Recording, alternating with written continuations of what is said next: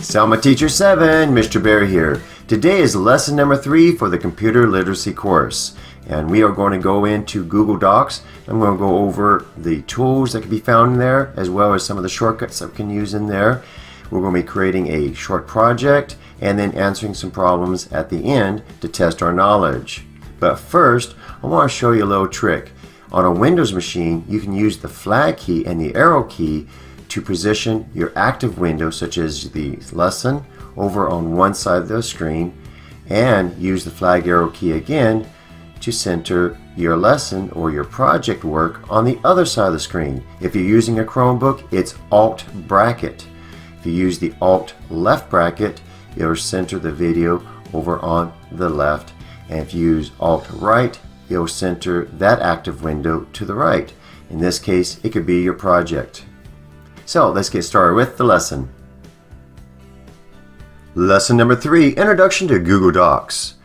Well, you need to start the Chrome browser or open up your Chromebooks and then log into your Google accounts. Now these are the same Google accounts that we gave everyone last week. For the email, just use your username and then insert your password and then click on Sign In. If you have a home computer or a personal laptop, you do not need to log in or log out so frequently. A new window should open showing google.com. If you do not see the Google home page, you will need to navigate to that page by keying in the address www.google.com into the address box, as seen here. Number 2, click the Chrome Apps icon. This is found in the upper right-hand corner of the Google home page. Number 3, the Chrome Apps menu will load, showing many apps. 4, we need to click on the Drive icon. The Google Drive icon looks like this. Let's now turn to page number 2.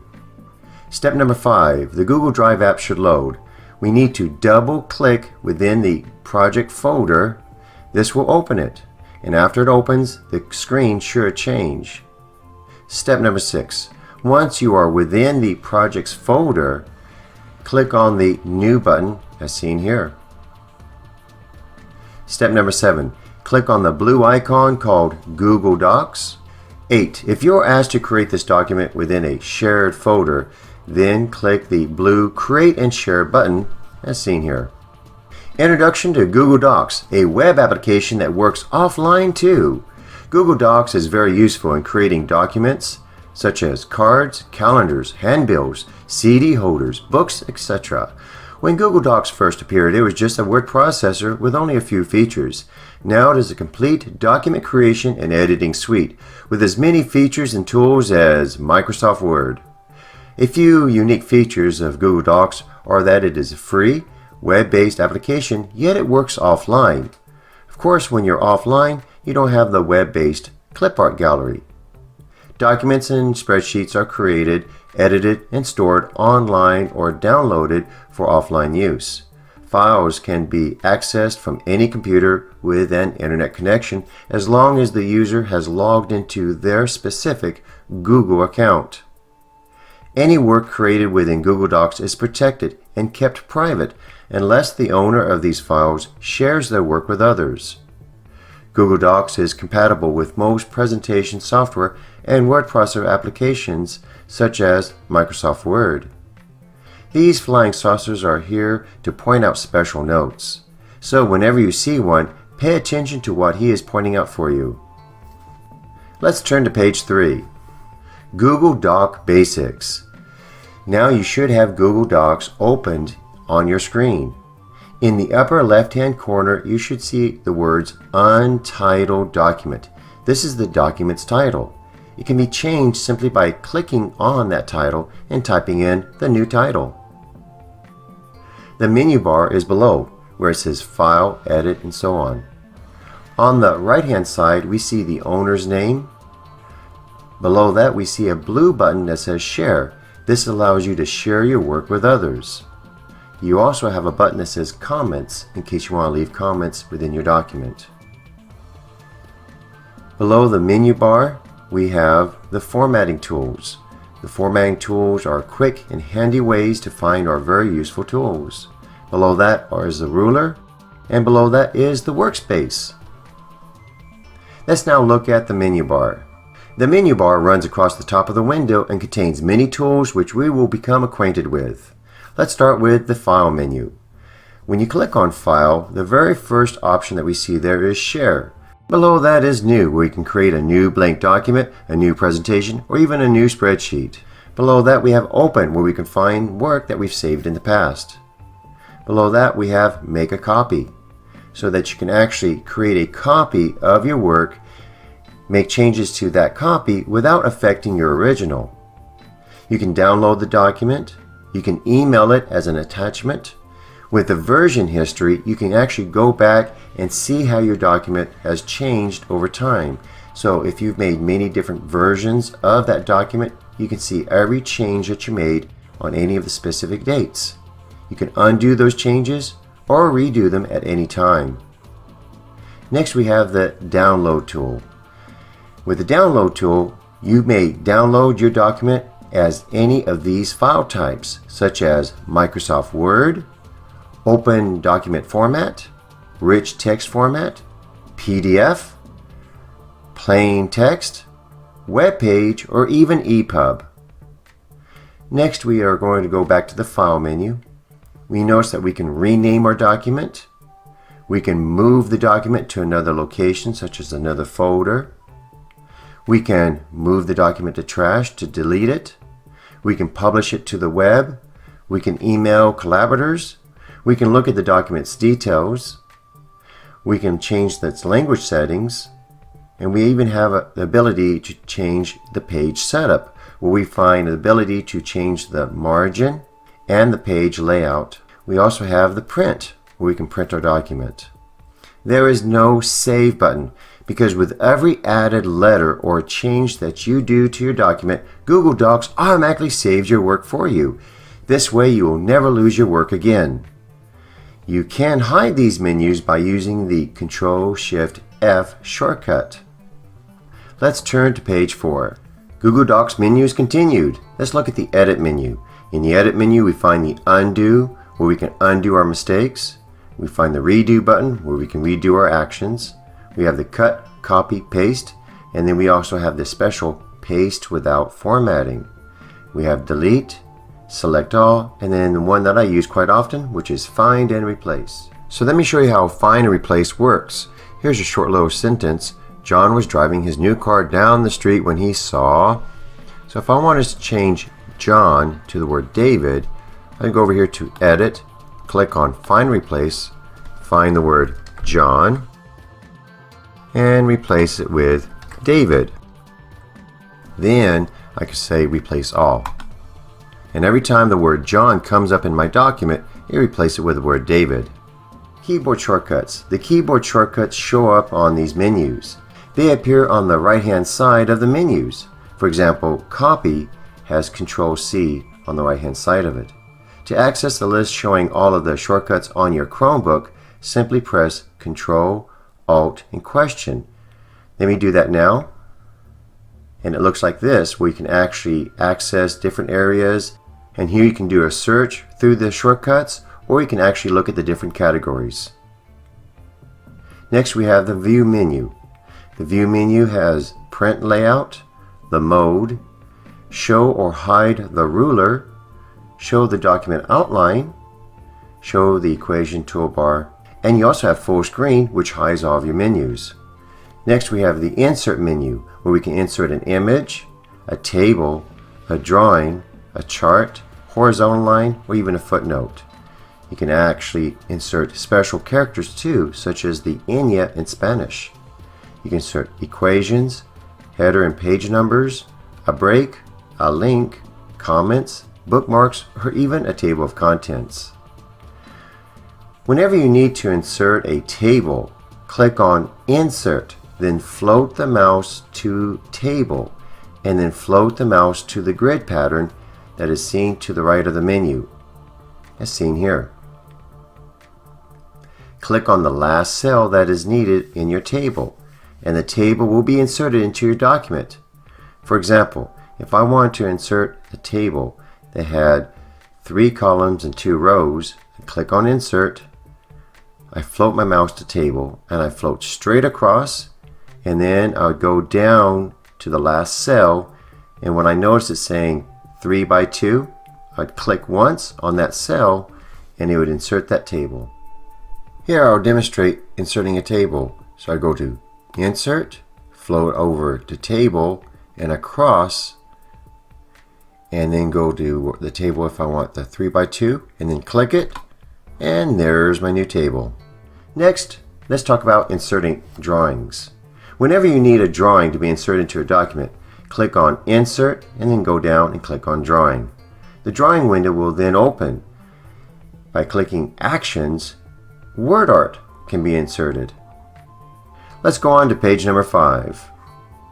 We're now going to go over the Format menu. We can format text, paragraph styles, we can align and indent, we can change the line spacing, change columns, we have bullets and numbering, we have the ability to change our table properties, an image, we can clear the formatting, and we can also change borders and the lines. Images may be changed or formatted by first clicking on the image. Whenever you do click on an image, you will see that it's surrounded by these blue squares, as seen here. After clicking on the image, click on Format, then go down to Image, and notice that you can crop the image, you can change the image options, or even replace the image, or reset the image to original. Next, we have the Tools menu. We have the spelling tools, word count, review suggestion edits, explore, the dictionary, keep notepad, translate the document where you can take it from English and translate it to another language such as Spanish or even Japanese or another language. We can do voice typing. This is a great tool to have because once you click it, all you have to do is talk to your computer and it'll type whatever you say. I've used it quite often and it is a lot of fun. Let me demonstrate voice typing. I do that by clicking on Tools and then clicking on Voice Typing. Then it says click to speak. There once was a tree in the forest who was taller than all the others. Period. There you go. Then you click here to stop your typing, and there you go. So it actually works very well. Next, we have the script editor and preferences. Now, one of the tools I love using the most is Translate. So let me demonstrate here. I go to Tools, then I go down to Translate. Now I can choose any language that I want. So let's choose Spanish. Click on Spanish, and then click on Translate. There you go. Is that easy now to translate your documents or your books? Then we have add-ons. We can get add-ons, which allows us to actually find and install more features and tools in our Google Docs, and then we can manage our add-ons. Here's a word about add-ons. Add-ons are small applications that run within Google Docs to give you more features such as mail merge. Then we have Help. Help has a search box where you can actually type what you're looking for in here. Then there's Docs Help, Report an Issue, Report Abuse, and then Keyboard Shortcuts, which is done by doing Control and /. Let's turn to page 6. Google Docs Keyboard Shortcuts. To see a list holding all of the keyboard shortcuts used within Google Docs, just press Control /. And this window will open up. You may click on these different headings such as Menu and see other shortcuts as well. Let's now turn to page 7, the Formatting Toolbar. The first icon that we see on our Formatting Toolbar is the Undo. Undoes your steps, starting with the most recent action. Then we have Redo. Redoes your last action. Then we have Print. This will print out your document to the printer. Now we have a shortcut to the spelling and grammar check. It looks like an A with a check mark on it. And this, of course, checks your document spelling and grammar. Then we have Paint Format. This copies and pastes the formatting that has been applied to the selected text and applies it to the other text. Then we have Zoom. Zooms in or zooms out of your document. Then we have Normal Text, and these are called styles. This allows you to change the style of the text within a document. Then we have the font. Now here we might see the word Calibri or Arial or some other word there. This allows you to change the appearance of the selected text. So let me demonstrate. I'll highlight my text. I'll go over to where it says Arial, pull it down, and notice I can choose any of these others such as lobster. Now it's changed the appearance of the text. Now if there's not a font here that I like, I can click on up here where it says More Fonts.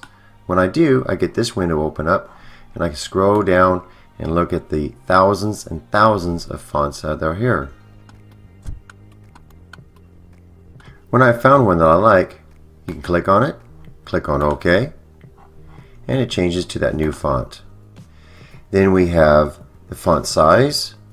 This allows you to change the size of the selected text. B for bold allows you to bold the selected text.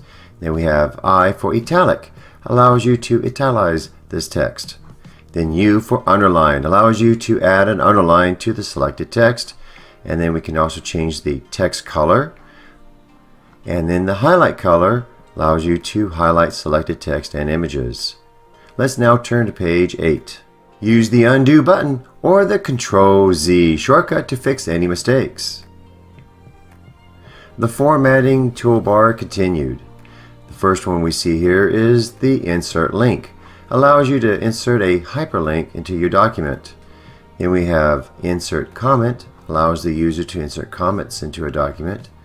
And then we have insert image, allows you to insert images into the document. And then we have text alignment. This changes the alignment of the text to be either left justified, center, right justified, or evenly justified. Then we have line spacing, which allows you to change the line spacing. Then numbered list allows a numbered list to be inserted into the document. Then I have bulleted list, allows the bulleted list to be inserted into a document. And then I have the decrease and increase indent, allows the indents to be changed. Then clear formatting, this clears the formatting that has been associated with the selected text. Then we have background color, allows the background color to be changed. The border color, of course, allows you to change the border color. And then the border width allows the border width to be changed. And the border dash allows the border to be changed to a dash. Let's now turn to page 9. We have editing, which is the editing mode. Allows the document to be viewed in an editing mode or just viewing mode without editing allowed. Then we have hide the menus, allows the user to hide the menus. Note that Google Docs can read, write, and save Microsoft Office documents. It can also convert any document to PDF or any other standard. Spelling underlines for Google Docs. Google Docs is programmed to check every word that you key in with a built-in dictionary. If a word that you key in is not in its dictionary, then it will become underlined with a red line like the one shown here. To correct the spelling errors, simply right-click on the word or group of words which have a red underline, and a menu will appear with suggestions that you can click on to replace the original words as seen here. And remember, it may take 10 or more seconds before misspelled words are underlined in red, so just keep typing and go back and fix any errors after you have completed the sentence. Let's now turn to page 10. Adding new words to the Google Dictionary. Sometimes the dictionary does not have a word that you know is correct. This may be a name or a new device. To add that new word to the dictionary, simply right-click that word and select Add to Personal Dictionary from the pull-down menu. Looking up words. Any known words may be defined simply by right-clicking that word and then selecting Define. A side window will open showing the dictionary definition, synonyms, and antonyms. Let's now start with the practice with Google Docs. Step number 1. You should already be on a new blank page within Google Docs as seen here. Step number 2. Click on the document's title, Untitled Document, which is found towards the top left of the document, and give it the name Project 1 as seen here. You do not have to save your work any longer because it is saved automatically as you type. Step number 3. type or voice type the letters shown here, including the word Chicago. Use the Tab key to move the insertion point to the place where you wish to begin the text. The first line of the text begins with a date. You will need to hit the Tab key 8 times to move the insertion point to that location. You may use the shortcut Ctrl-Z to undo any mistakes. So here's the letter. You have to hit that Tab key 8 times to move the insertion point all the way over here to the right hand side of your document, and then you type in today's date. Then you hit the Enter key and you type in Dear Mr. Barry, comma, and then you need to hit the Enter key twice, then hit the Tab key once so that you have this space here, this indent, and then you begin your letter. We had a great class last week, exclamation mark. I learned how to log into my Google account from anywhere, and I was able to see my Gmail, YouTube, Drive, and even my other email, period. I even called my Aunt Jo in Chicago with Google Hangouts, period. I watched all of your recent YouTube videos, and I made sure to click the thumbs up button, period. I even used Google Docs voice typing to make this letter. Thank you for helping us, and keep up the good work, period. Then you have to hit the Enter key twice or 3 times, and then hit the Tab key 8 times to get over to the right hand side of the screen, and then type in Take Care, comma, and you can type in your name at the very end. Step number 4. After keying or voice typing in the letter as shown, right-click on any words that are underlined in red and correct their spelling. Step number 5. Once you have corrected the misspelled word, use the keyboard shortcut Ctrl+A to highlight all of the text, and it will appear as you see here with everything highlighted. Step number 6. Click on the font selection tool where it might say Arial, and a menu will appear showing more fonts. So on some computers there it may be Arial or Calibri. What I'd like you to do is then once you have that menu, go all the way and then click on More Fonts. Page number 12. Step number 8. Once you have selected more fonts from the pull down menu, a new window should open, as seen here. Number 9. Click within the text box found within the fonts window, which appears here. Number 10. Key in the word lobster without the quotation marks in this box. Step number 11. After keying in the word lobster, the window will change as seen here. You'll need to click on the lobster font from the list. It should change to a light blue color as seen here. Step 12. Click on the blue OK button now, and the font selection tool should close. Step number 13. After adding the lobster font to your Google Fonts, the font should have changed to the lobster font. Let's turn to page 14. Step 14. If you do not see the lobster font, you'll need to redo steps 6 through 13. Step number 15. After making these changes to your letter, it should look just like this.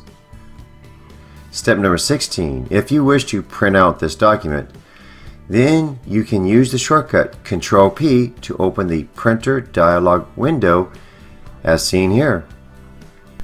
Look at the destinations area and make sure that the correct printer is selected, because you can print to any printer that is connected to the internet and that you have registered to your Google account. So in this demonstration we have the word destination, and the printer is going to a Brother HL3170. This is the printer that is on the internet and that I have registered to my Google account.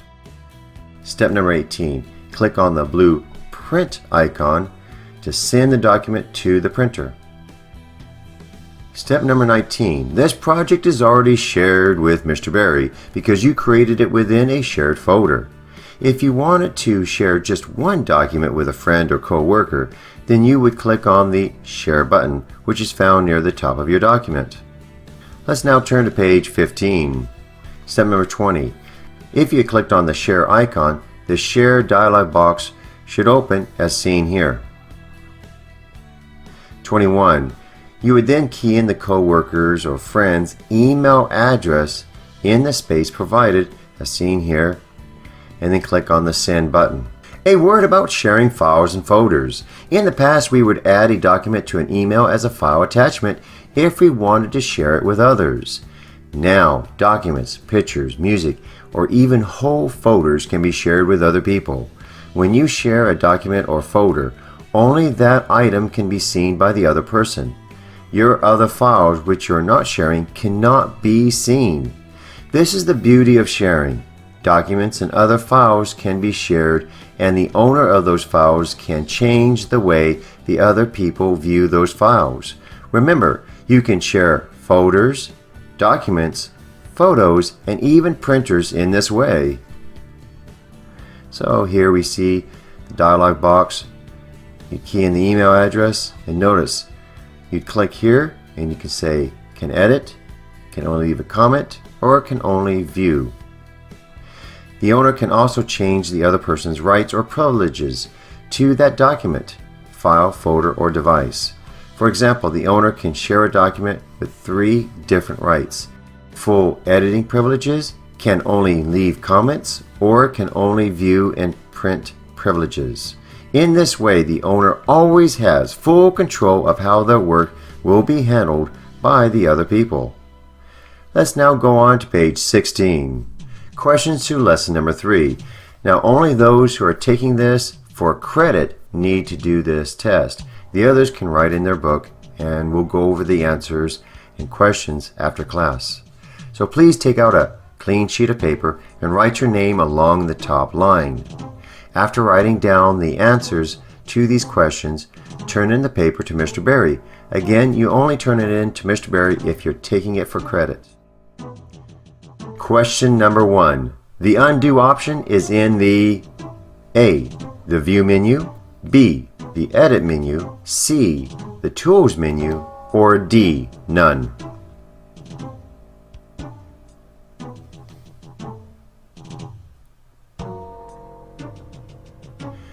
Question number 2. The Page Setup option is in the A, the File menu, B, the Edit menu, C, the Tools menu, or D, none of the above.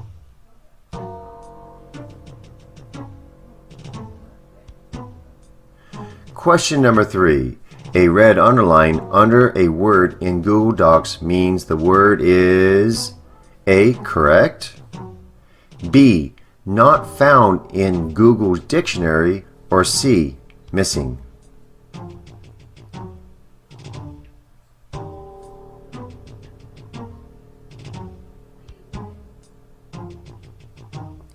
Question number 4. You need to manually save your Google documents to see them later, as you did in Microsoft Word. Is this A, true, B, false, or C, none of the above?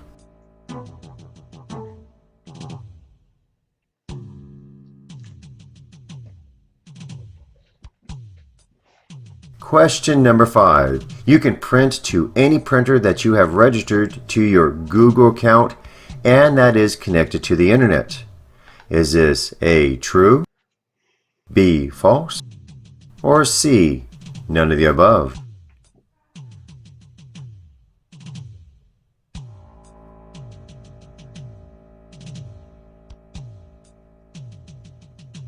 Question number 6. A user may use keyboard shortcuts instead of mouse clicks to do their tasks. Is this A, true, B, false, or C, none of the above?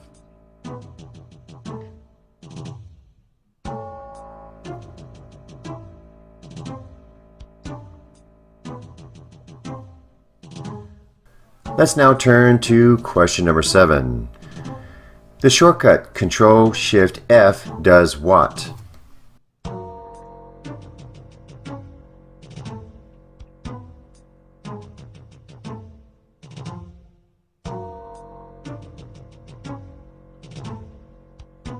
Question number 8. The shortcut Control Z does what?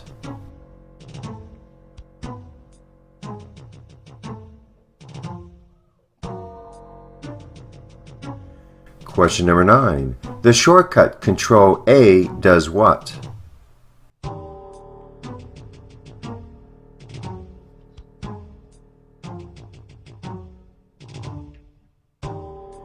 Question number 10. Which OS does the Chromebook run?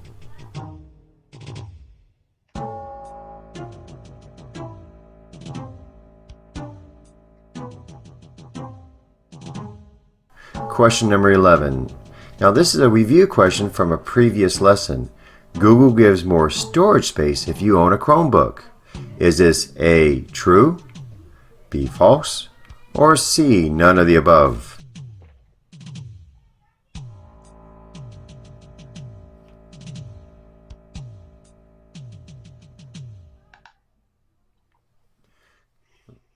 Question number 12. Now this is another review question.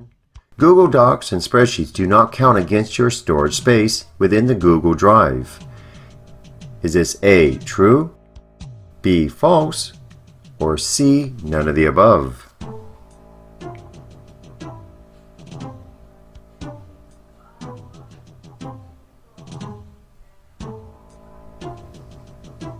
Question number 13. Google Docs can open and save Microsoft Office documents. Is this A, true, B, false, or C, none of the above?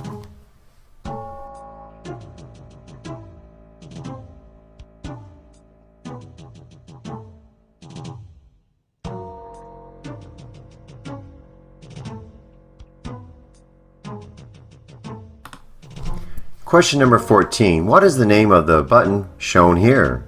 Is it A, the back, B, the left, C, the redo, or D, the undo?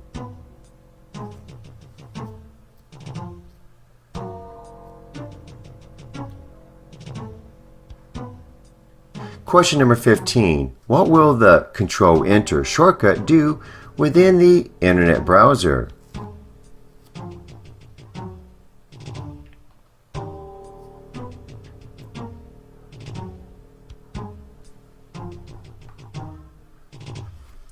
Question number 16.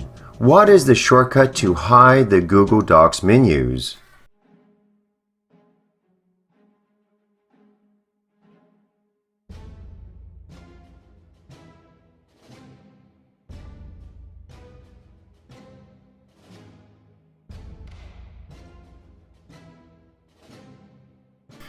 Number 17. About how many seconds may it take for Google Docs to underline a misspelled word?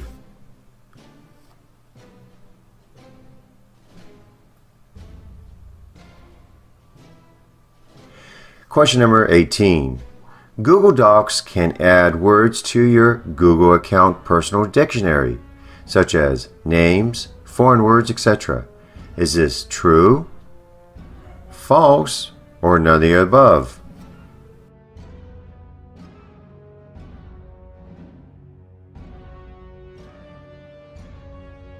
Question number 19. You may share folders, documents, photos, and printers with others. Is this true, false, or none of the above?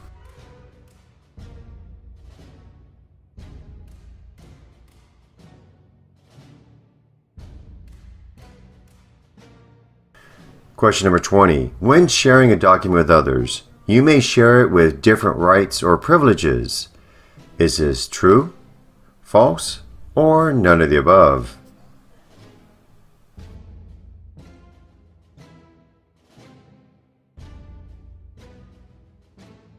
Okay, that completes our test there.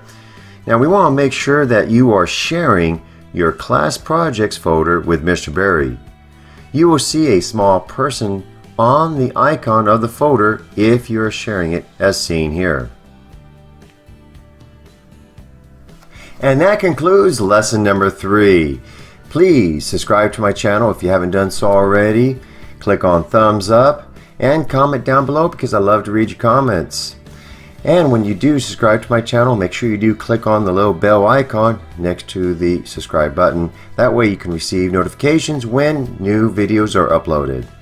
Thank you again, and bye-bye.